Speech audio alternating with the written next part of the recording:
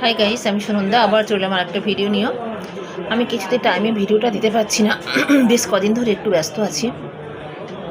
আজ বলবো যে 498 কেসে বা অনেকে আগে কি হতো যে 498 কেস হলে সঙ্গে সঙ্গে তাকে অ্যারেস্ট করা হতো, কিন্তু এখন সুপ্রিম কোর্টের অর্ডার অনুযায়ী আমাদের 41-এ নোটিশ দিতে হবে, কোনো হাজব্যান্ডকে অ্যারেস্ট করা যাবে না।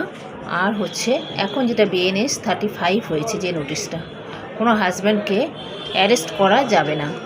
তাদেরকে আগে নোটিশ দিতে হবে পুলিশকে, তারপরে পুলিশ সেটা একটা ডেট দিয়ে ডেকে পাঠাবে। সেই নোটিশের ভিত্তিতে ডেকে পাঠানোর পরে সে এসে পুলিশের সাথে কি হয়েছে পুরো ডিটেলসটা তার কাছ থেকে জানবে।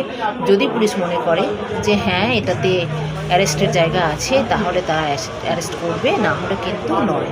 আপনি প্লেন কোর্টে এসে বেলটা নিতে হবে, কিন্তু অ্যারেস্টের আর কোনো জায়গা নেই। সুপ্রিম কোর্টেরটা কিন্তু অর্ডার করে দিয়েছে। এটা স্বামীদের জন্য বা হাজব্যান্ডের জন্য ভীষণই একটা সুখবর, বেশ কিছুদিন ধরে চলছে। আগে এটা ছিল না। আগে কিন্তু কোনো মিথ্যে হোক সত্যি হোক, কোনো স্ত্রী যদি কেস করতো বধূ নির্যাতন, তাহলে কিন্তু হাজব্যান্ডদেরকে অ্যারেস্ট হতে হতো, কিন্তু এখন সেটা আর হচ্ছে না। এটা একটা হাজব্যান্ডের জন্য সুখবর।